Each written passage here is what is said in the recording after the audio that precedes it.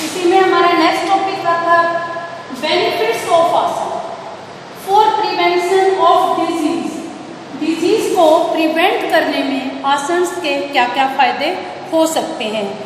आसन करने से हमारे bones and joints become strong. Bones and joints become strong. आसन करने से हमारे बोन्स और जॉइंट्स मजबूत हो जाएंगे, जिससे कारण हमारे बोन्स पे पड़ने वाला प्रेशर कम हो जाएगा और उनसे रिलेटेड जो डिजीज़ है उनको हम क्योर कर पाएंगे। जैसे कि ऑस्टियोपोरोसिस से रिलेटेड जो प्रॉब्लम है उससे हम बच पाएंगे। सेकंड आता है हमारा मसल्स बिकम स्ट्रॉन्ग।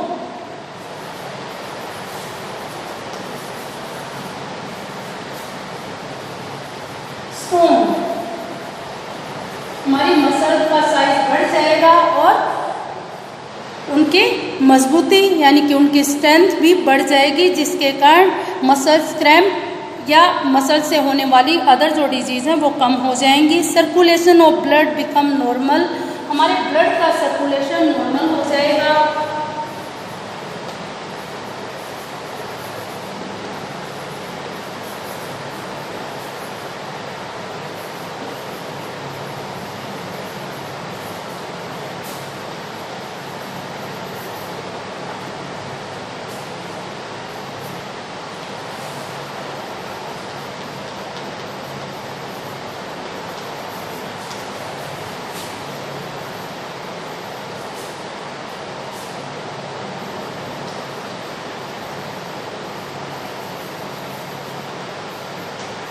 हमारे रेस्पिरेटरी से रिलेटेड जितने भी ऑर्गन हैं वो अच्छे से वर्क करने लगेंगे और हमारे डाइजेस्टिव सिस्टम की एफिशिएंसी बढ़ जाएगी।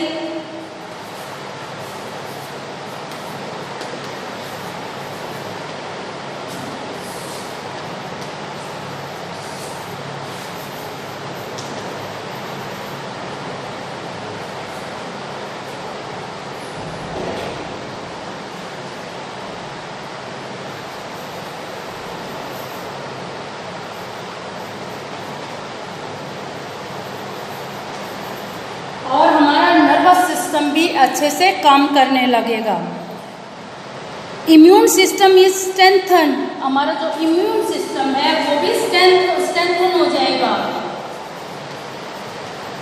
Immune system strengthen.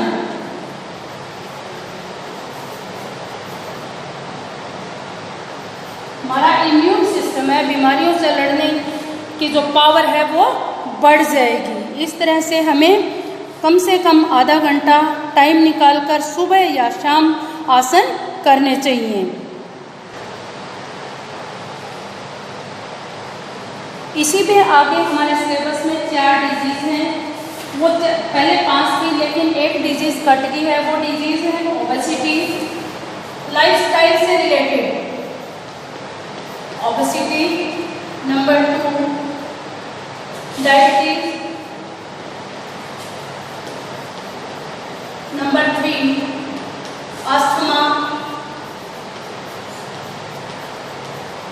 और नंबर 4 हाइपरटेंशन।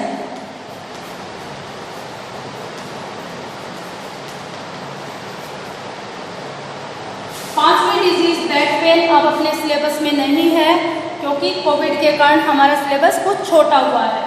अब हम पहले करेंगे पहली डिजीज ओबेसिटी। ओबेसिटी क्या है अर्थात मोटापा आप किसको मानते हो।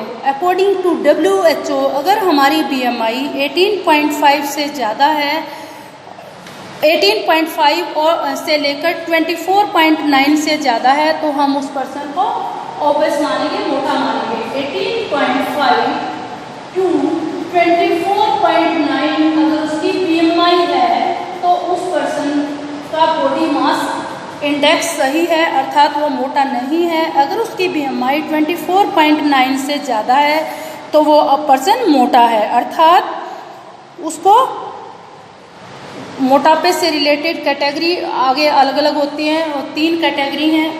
अगर वो पहली कैटेगरी में गिर रहा है, इट मीन्स वो अपने मोटापे को एक हद तक कंट्रोल कर सकता है। इसके लिए हमें कई आसन सजेस्ट किए गए हैं। वो आसन है, वो आसन आप साथ साथ नोट कर लेंगे। वज्रासन, ये डायबिटीज से रिलेटेड आसन है, हमारे डायबिटीज से रिलेटेड आसन है। 5 आसन है। Number 1 Vajrasana, number 2 Tadasana, number 3 Trikonasana,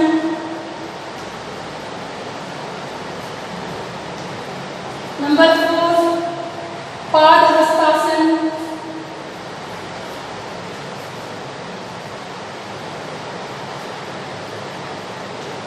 number 5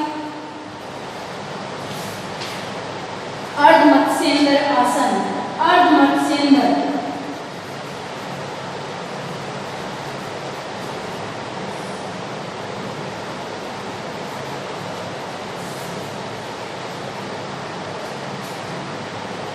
ये 5 आसन ऐसे आसन हैं जिनको कि हम मोटापा कम करने के लिए यूज कर सकते हैं या डेली कर सकते हैं। इन आसन का हमें क्या क्या करना है, इस आसन से रिलेटेड हमें इसका क्या देखना पड़ेगा, प्रोसीजर कि ये आसन कैसे होगा, उनसे रिलेटेड हमें क्या क्या करना है। Number 1 procedure. प्रोसीजर में आप क्या लिखेंगे कि ये आसन कैसे किया जाएगा। नंबर 2 इससे होने वाले फायदे, इन आसनों से होने वाले फायदे। और नंबर 3 कंट्राइंडिकेशन, यानी कि किसको ये आसन नहीं करना चाहिए।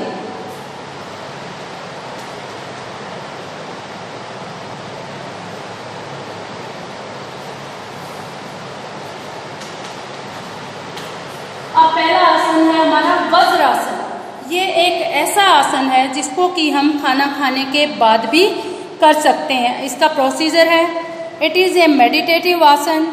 नी डाउन ऑन द ग्राउंड और floor with your knees, ankle and toes touching the ground. Your toes should be stretched backward. आपके जो टोज हैं वो पीछे खींचे हुए होंगे। Now place your palm of your hands on the knees and straighten your back. इस तरह से आप आसन का प्रोसीजर लिखेंगे। अब इससे होने वाले फायदे कौन कौन से हैं। It is helpful in improving concentration, it is curing dysentery, back pain and chest disease, it enhance memory power.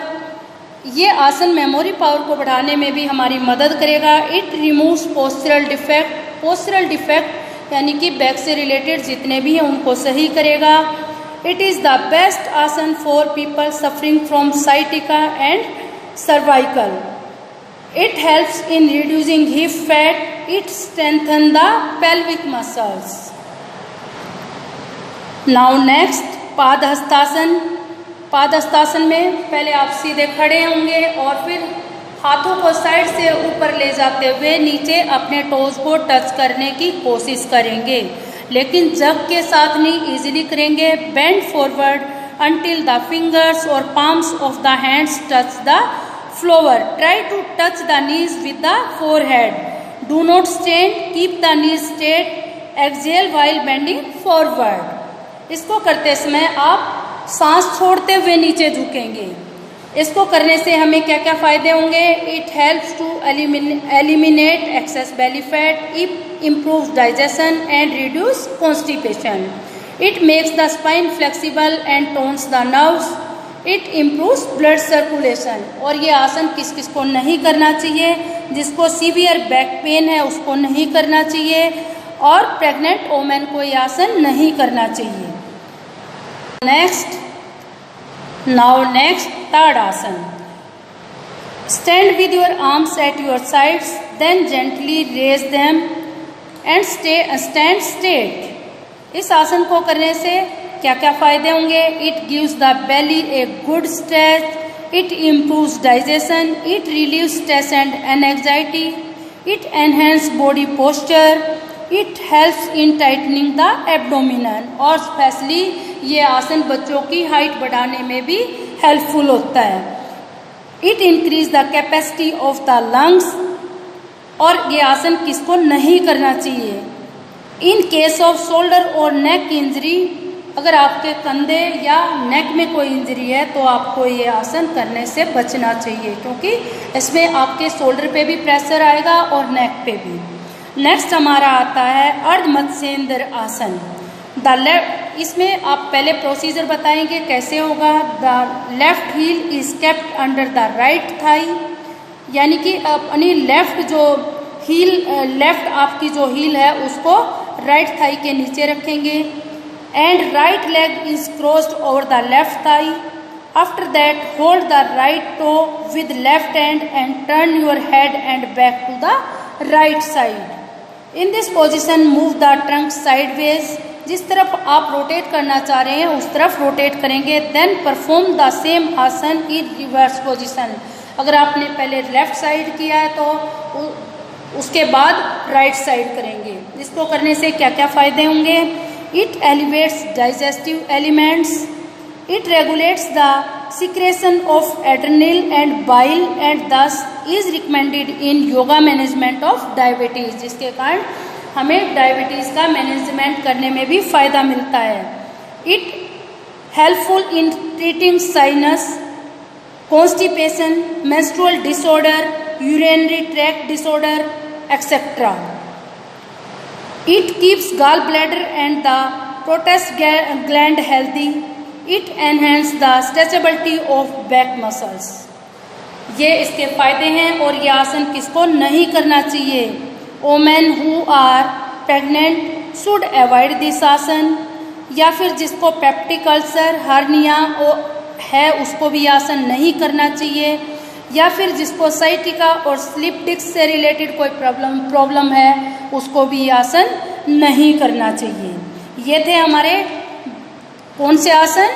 और कौन सी डिजीज कर रहे थे हम, ओबेसिटी, यानी कि ओबेसिटी के लिए अगर हम ये आसन करेंगे तो हम एक हद तक ओबेसिटी से छुटकारा पा सकते हैं। ये हमारे 5 आसन हैं ओबेसिटी से रिलेटेड, 5 आज हो गए हैं।